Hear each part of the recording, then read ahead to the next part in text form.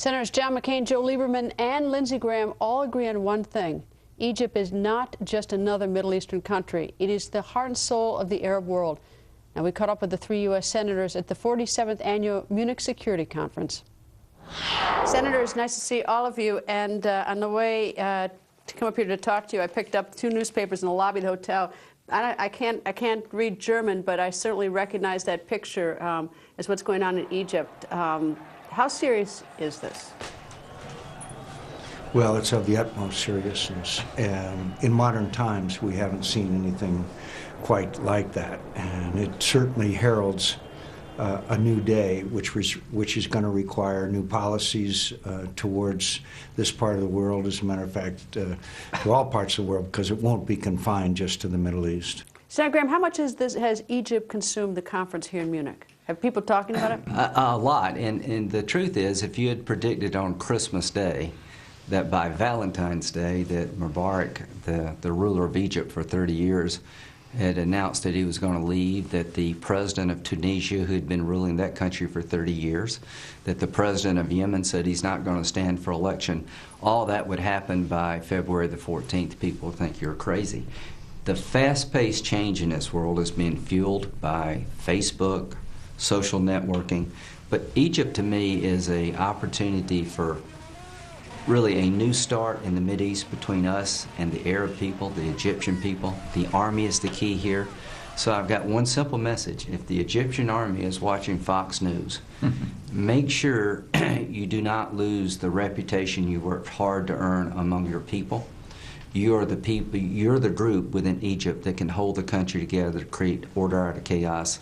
And as Senator McCAIN said today, as Americans, we need to relook and refocus how we do business in the Mideast. Sometimes you have to do business with people who have values you don't agree with, but we need to refocus and reshape our relationships with other regimes.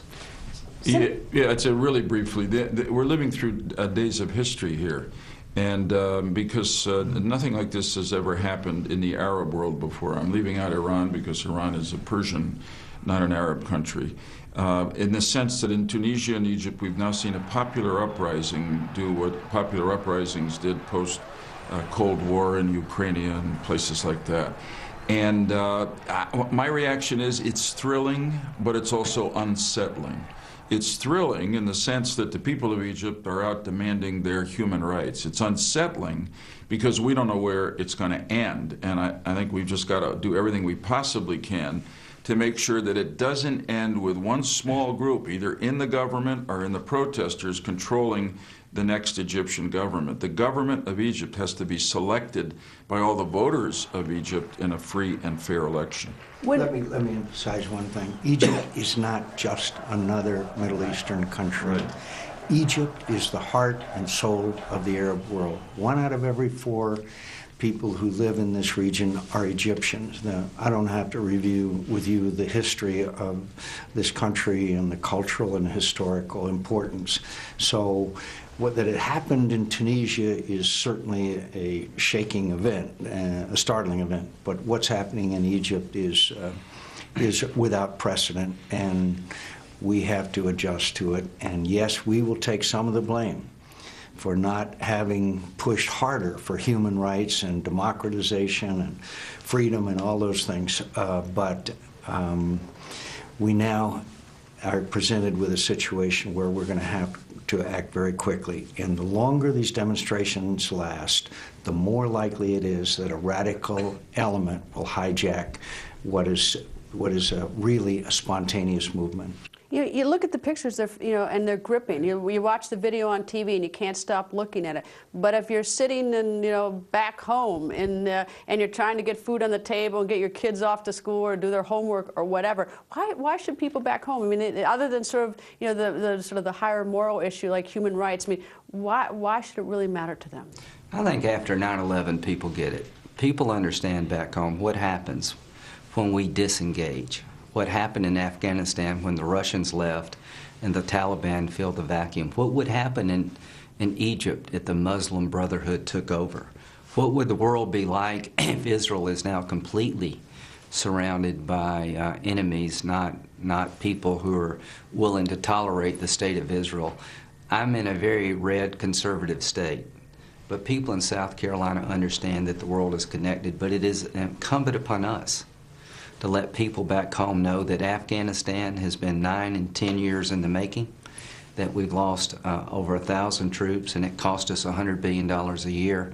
But the idea, within 10 years of the Taliban being taken down, they could come back, and to think that wouldn't affect our future. So my plea to the people of South Carolina and the country is to understand that really we've just been getting it right for 1 year in Afghanistan. General Petraeus has the inputs with General McChrystal now to bring about success. We finally have enough troops. So it really does matter how it ends in Egypt. The whole idea of the Taliban raised another issue. Prime Minister David Cameron of the UK today gave a speech that is causing some stir. He says, in part, he says, multiculturalism has failed, and condemns Britain's long-standing policy of multiculturalism and says it's a failure. He's calling for better integration of young Muslims to combat homegrown extremism. And in a speech today, he said it's time for a change of policy towards Britain's ethnic and religious minorities, saying hands-off tolerance of those who reject Western values that has failed. And I guess that's the whole issue of political correctness. Right. Fort Hood, Yeah, I thought Prime Minister Cameron gave a great speech today. It was really straight talk. And Senator Susan Collins of Maine and I were very pleased, who's here, were pleased with the speech because it was similar to our report on Fort Hood, and it really brought it all home. There's still too much of a concern in our government about calling our enemy in the war on terrorism what it is. It's not a single group, it's an ideology, it's a corruption of a religion, it's violent Islamist extremism. And I thought Cameron was great in saying that. Political correctness has a cost.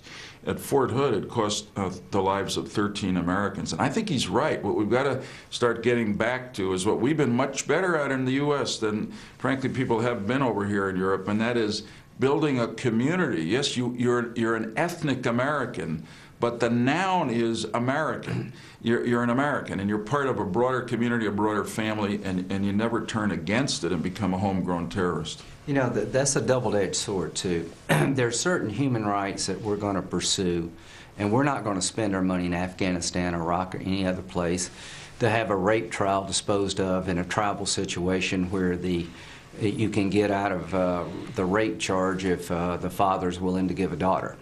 We're not going to be part of that, but we do have to understand that when we go into these countries, there's a tribal tradition that we're not trying to Americanize the world here. We're trying to create a stable Afghanistan where representative government would take hold, and they will have different values than we do. In the United States, you want to be an American, then become an American. But when we help people throughout the world, we have to understand that there are differences in culture, and the goal is not to turn every country into Jeffersonian democracy. The goal is to make sure it's stable, representative, rule of law based, with a cultural component to it, so that we'll create allies, not enemies, and we can be safer ourselves. Yes, but we cannot, for the sake of political correctness, allow a situation to evolve where it endangers the lives of our fellow citizens. And it's a careful balance. And many of us would argue that we have erred on the side of being politically correct at risk of, quote, bad publicity. And I think Joe, as chairman of the Homeland Security Committee, has seen that on several occasions, that the evidence was there, but we were very reluctant to pursue it much further because of fear of charges of being discriminatory in one way or another. Yeah, I don't think we don't do any favor to Muslim Americans, thousands of whom serve honorably in our military, by refusing to call our enemy in the war against terrorism what it is. It's not Islam, it's violent Islamist extremism. It's a political ideology. And until we start saying that, this is the old maxim of war. The first thing you got to do is know your enemy. You got to be able to call it what it is, and then you can defeat it. And then we can work with Muslim Americans to stop the spread of homegrown terrorism, radicalization of Americans against our country. That's what's been happening too much in the last couple of years. There's much more of an interview with the three senators. We'll see it later this week. And next